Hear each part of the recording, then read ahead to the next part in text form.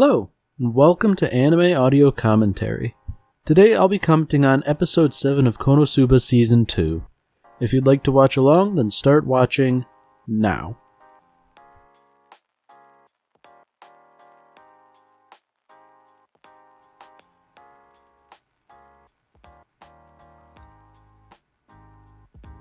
Okay, alright, so something's clearly not right here. Not sure I blame Megumin for being mildly distressed at Aqua seemingly being docile and servile, even if she can't properly make tea. You know, one has to wonder, what the hell did Kazuma do? Did he pay off all her debt or something, or does he just have some tremendous leverage over her?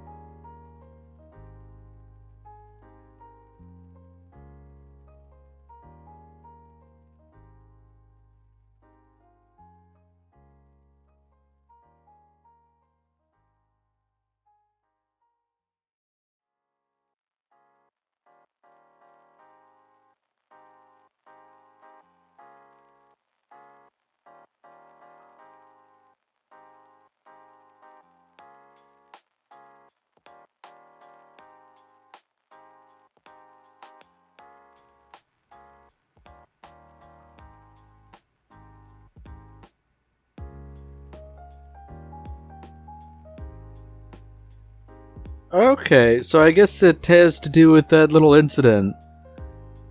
I mean, in fairness to Kazuma, I'm pretty sure he got out of the tub, you know. He was in the pool, okay? It's cold, it shrinks. Leave the poor guy alone. Although at the same time, you know, I feel like,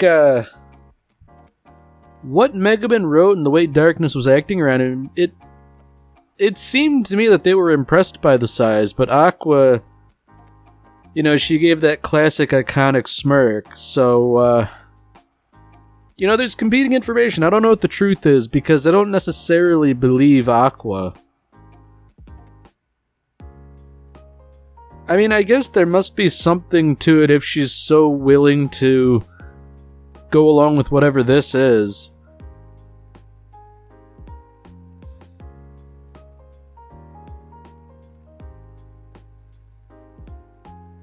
Man, so,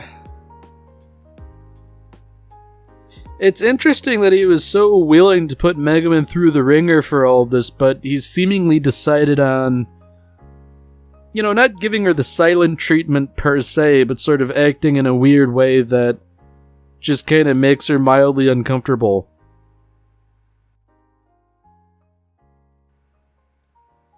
Yeah, you know, I'm wondering, what was his angle here, and why exactly is Aqua going along with it? Especially seeing as how it, I guess, puts her in a position of lower status. And then we have this guy again. I'm wondering why precisely he's showing up. You know, because I feel like, he can't exactly show his face in public, you know? I mean, he isn't showing his face per se, but even so. And, you know, I guess there is this, too. You know, even if he could sort of walk around unencumbered, surely Aqua doesn't want him around.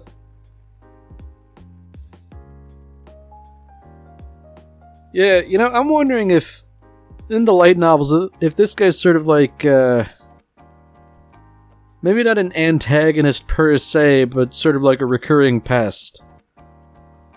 Because, you know, I guess he doesn't seem ultimately evil, just kind of a jerk.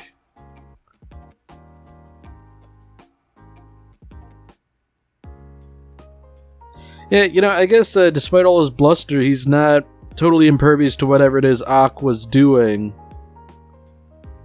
I mean, he protests and says it's, like a body of molded earth and all that. Yeah, if anything, I feel like, Aqua would be in a bad mood and not be willing to work with Cosma based on something like this.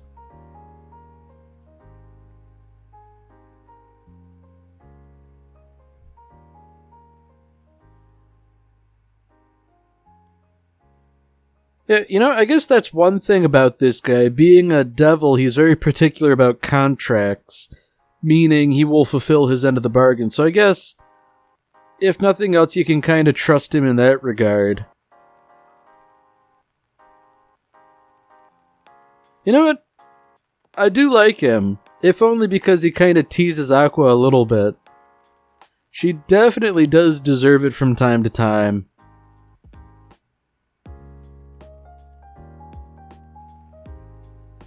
That's pretty harsh criticism comparing like a peeping Tom to a god just because they all sort of watch over people. I mean, it's, I wouldn't necessarily call it an apt comparison, but there is, an aspect of it that's a little too close for comfort. I could definitely imagine that riling up Aqua. So I'm wondering what happens, how does this guy get out of here? Because, surely Aqua can't kill him for good, but I guess, it's not that big a deal, really. Oh, Kazuma, don't do it, man. You should never sell the intellectual property rights. Although, this guy is offering seemingly a good deal, profit sharing in exchange for the rights. Presumably so you can make the lion's share of the profit, but, oh no, I take that back. It was either the profit sharing or the lump sum for the rights. Honestly, I think the profit sharing is the better long-term solution, just because, based on the sums of money he was throwing around, there's no way you can get through that monthly stuff in a month. But the lump sum, suppose something bad happens, like the Destroyer, or something of that tier, and you have to pay a giant repair bill.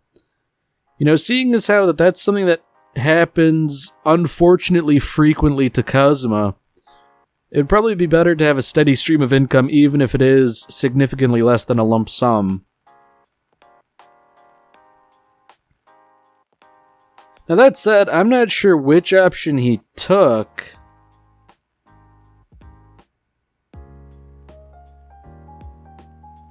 I mean, I guess regardless, he's sort of embraced a sedentary life with no need to adventure.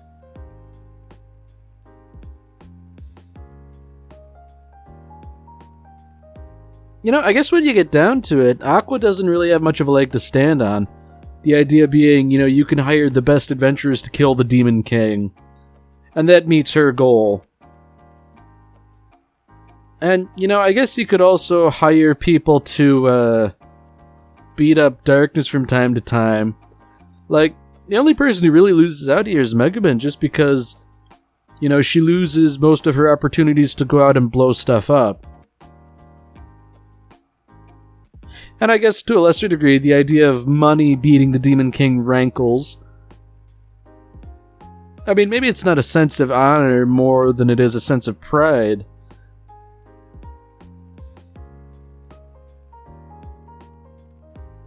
Now, I'm not entirely sure that this is, a plot, Knowing Cosma, this would be... I feel like something he would be down for, Adventuring is, risky business after all.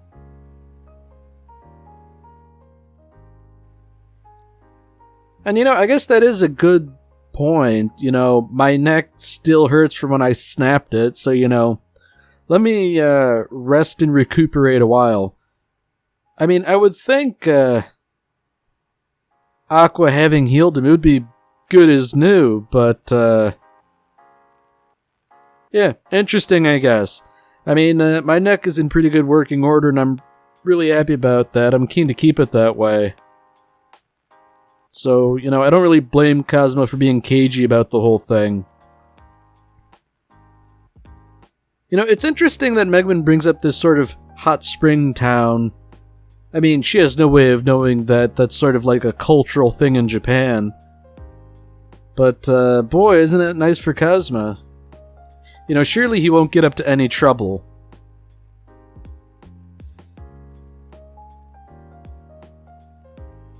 So they're going to be riding in wagons, and Aqua seems certain that they will get the best seats. That seems unlikely to me, and, you know, if Cosmo's neck really is bugging him, I doubt riding in a bumpy wagon is going to help that much.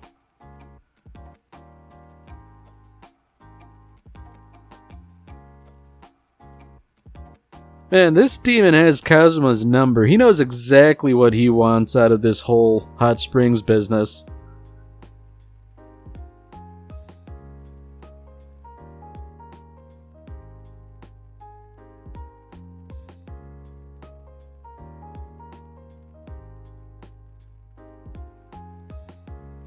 So I do have to wonder, what is this thing Wiz invented that is so, I guess, violence-provoking? I mean, the demon seems pretty keen to get rid of them. Oh. That's interesting. A little, portable toilet, I suppose. Yeah, you know, when he puts it like that it attracts monsters and causes floods, it sounds like, a rather dangerous product, even if it does let you answer the call of nature in relative comfort. I guess the idea that Wiz devised this item and then produced so many, like, that speaks to a level of common sense that I would not have associated with her. You know, because, at least up until now, what little we've seen of her, she's seemed pretty, you know, level-headed and, I guess for want of a better term, just sort of generally intelligent. You know, at least to, like, baseline human levels.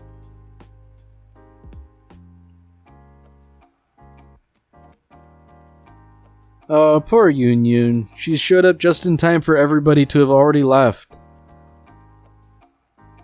That seems to be a running theme with her, this whole rival situation. Never really works out in her favor. You know, either things don't happen because she's late or has timed things poorly, or Megumin just cheats and beats her. Now this is an interesting phenomenon with Wiz, that she was fading away. You know, that's not good. That's probably tantamount to death. And, you know, maybe Cosmo should ask before doing that whole life drain thing, but, I feel like you can't get too mad at him if it's an emergency.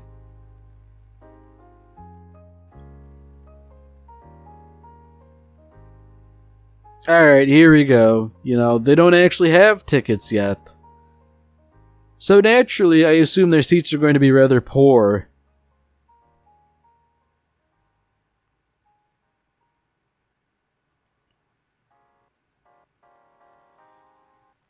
Yeah, that checks out. Somebody's gonna have to ride in the back, and I feel like, on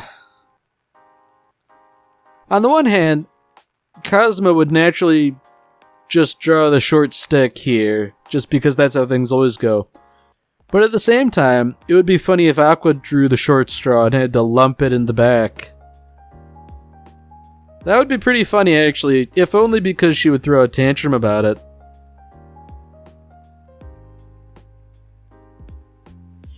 Man, I like how she's sort of changing the rules here to suit her. Or maybe not suit her, but inhibit Kazuma.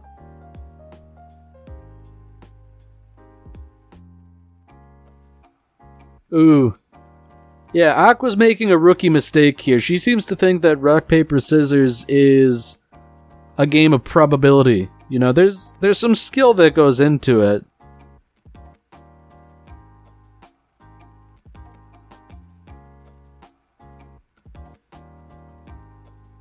Man, you know, something tells me Aqua's just picking scissors every time. You know, it's really no hard thing to beat somebody if they pick the same thing in rock, paper, scissors every time. I wouldn't be surprised.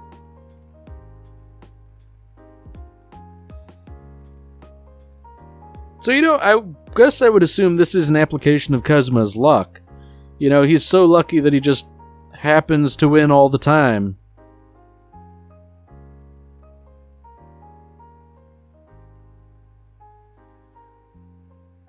You know, Aqua's really not ingratiating herself here. You know, maybe if she was really nice, somebody would relent, but, acting like she does, she kinda deserves to ride in the crap seat.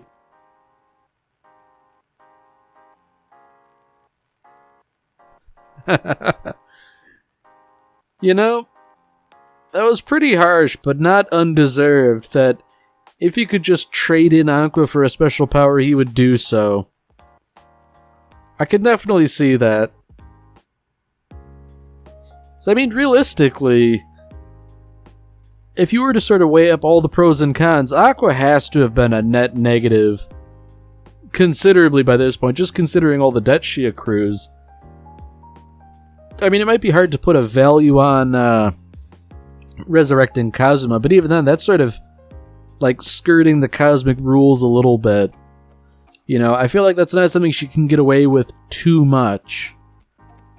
So, compared to like the hundreds of thousands or even millions worth of debt she's gotten into, surely that's got to outweigh any positive things she's done, like turning the undead. Although even then, when it comes to the undead, that's not a wholly positive thing either. I mean, it wasn't adapted in the anime per se, it was sort of alluded to, but that whole business where they first met Wiz, Aqua basically cordoned off a graveyard, so rather than spirits passing on to the afterlife, they just sort of accumulated and started showing up other places. And then there was that whole business in the dungeon recently where she put down a big circle and it was causing monsters to go up into the above ground.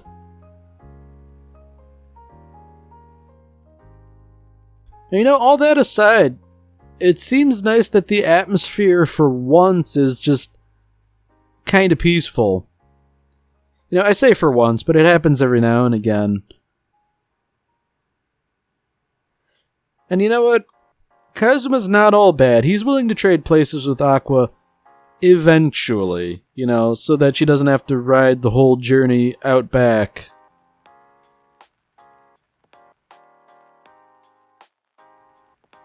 Yeah, you know, as it turns out, peace and quiet wouldn't last forever.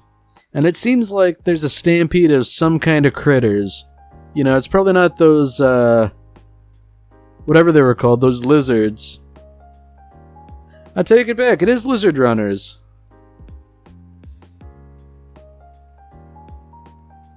Okay, never mind, the guy was just speculating. But, one way or the other, you know, it seems like something's headed towards the caravan in short order, and it's probably not going to be a good thing. And what's more, I feel like, it's gonna... Whoa! What is Chomsky doing? That kid is too intelligent. You know, there's something not right about that. He has good taste. But, yeah, I feel like that stampede of animals is going to cause a real problem.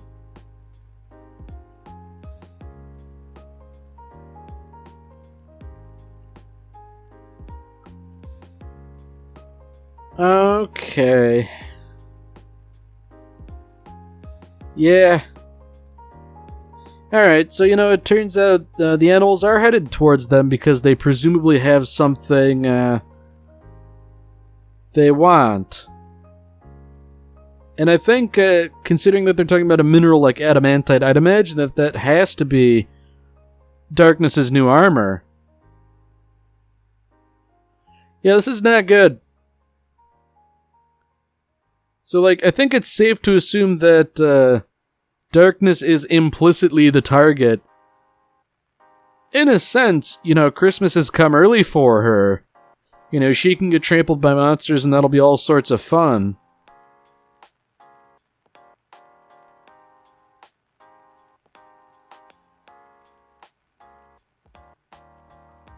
It's interesting that she takes, maybe not offense, but she disputes the fact that her muscles are, toned and hard and all that. That is nothing to be ashamed of.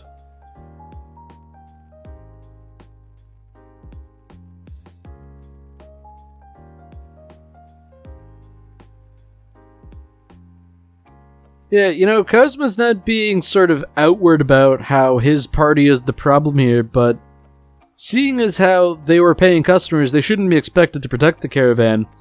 And so doing it sort of, I guess it makes him seem far more heroic than he really is.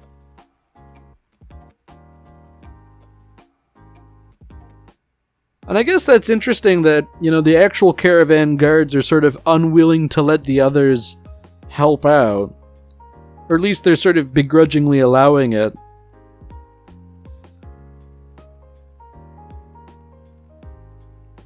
I mean, they treat it like it's some big heroic thing for Darkness to act as a decoy, but, there's really no acting involved. She wants this to happen. And even if she didn't, it was going to happen regardless.